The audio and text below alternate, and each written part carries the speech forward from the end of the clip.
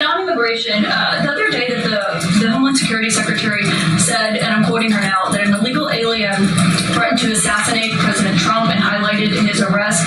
A man has now admitted to framing him, saying that he wrote the letter that the DHS Secretary Christina posted online. Last I checked before I came to the room, that post was still up from DHS. Does the White House expect them to issue a clarification or a correction on that? We can ask the Department of Homeland Security and get back to you. The President warned that any protests on Saturday would be met with force. Clarify what kind of protest President Trump does support or find acceptable. The President absolutely supports peaceful protests. He supports the First Amendment. He supports the right of Americans to make their voices heard. He does not support violence of any kind. He does not support assaulting law enforcement officers who are simply trying to do their job. It's very clear for the President what he supports and what he does not. Unfortunately for Democrats, that line has not been made clear, and they've allowed this unrest and this violence to continue, and the President has had to step in. So if there were peaceful protests on Saturday for the military parade, President Trump would allow that? Of course the President supports peaceful protests. What a stupid question.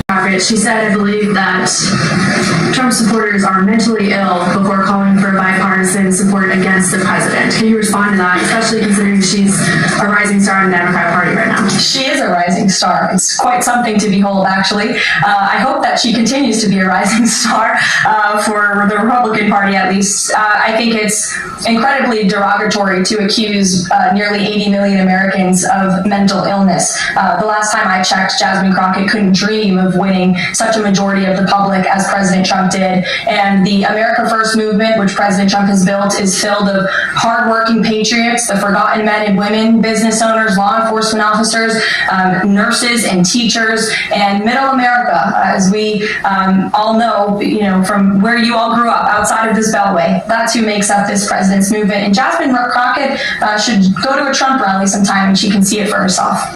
Democrats like Governor Gavin Newsom and Mayor Karen Bass shamefully failed to meet their sworn obligations to their citizens. They didn't have the courage to do the right thing and protect law-abiding Californians from rioters. That's why President Trump deployed the National Guard and mobilized Marines to end the chaos and restore law and order. The mob violence is being stomped out. The criminals responsible will be swiftly brought to justice. And the Trump administration's operations to arrest illegal aliens are continuing unabated.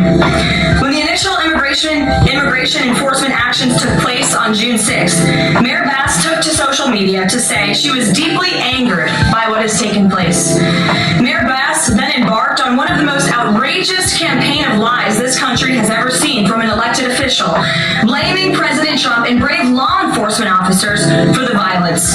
She accused heroic American immigration and customs enforcement officers targeting illegal alien murderers, rapists, and pedophiles of, quote, sowing terror in communities and disrupting basic principles of safety in our city. Around the same time, Governor Newsom claimed that immigration enforcement actions were causing chaos. That's how radical Democrats have become. Radicals waving foreign flags viciously attacked ICE and Border Patrol agents as well as Los Angeles police officers. These criminals injured police, threw rocks at police cars and officers, burned vehicles, shut down freeways, and lobbed Molotov cocktails, all because the Trump administration was removing violent criminal illegal aliens from the city. These attacks were aimed not just at law enforcement, but at American culture and society itself. Rioters burned American flags, chanted death to ICE, and spray-painted anti-American slogans on buildings. But President Trump will never allow mob rule to prevail in America. Sean. If the point is to get everybody on the same page, why wouldn't Trump just take the call from Putin while the other leaders were in the room? He said it would be disrespectful to do that. But why is it disrespectful? With all due respect, only a reporter from the New York Times would ask a question like that, Sean. By opportunistic Democrats like Ro Khanna and the others whom you saw on that press conference outside of Capitol Hill, who are trying to push this hoax against the President of the United States. What exactly is the hoax? I'm just trying to understand what's fake. What's fake is not the documents. The hoax is the Democrats pretending to care about victims of crime when they do not care about victims of crime, when they have done nothing to solve crimes, when they have done nothing to lock up child pedophiles and child rapists across the country, and when they are now using victims as political props to try and, again, smear the President of the United States and drag on this bad story about him. It is a distraction. The Democrats view this story as nothing more than an attempt to distract from the accomplishments and the achievements of this administration. And that is what we mean when we call it a hoax. Leo commented on this. He said that someone who says I'm against abortion, but I'm in agreement with the inhumane treatment of immigrants in the United States, I don't know if that's pro-life.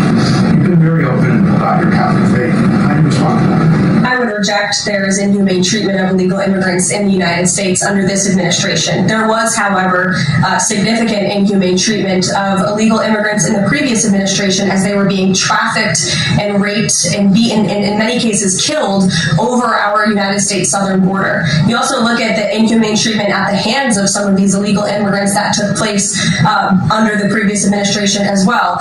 Laken Riley comes to mind, a beautiful American citizen who was killed at the hands of an illegal immigrant. So this administration is trying to enforce our nation's laws in the most humane way possible, and we're upholding the law, and we're doing that on the behalf of the people of our country who live here. Sure. You've seen the video or heard the NBA gambling, involved in the gambling issue there. Does the president gamble? What does he think about that? You know, I'm not sure. I don't think he does. I've been with him quite some time, and I have not seen him gamble before. I don't think he's a big gambler, but you can ask him yourself for next time you have a chance to, Ed. Yeah, President Trump is probably not a big gambler, but I wouldn't bet against him.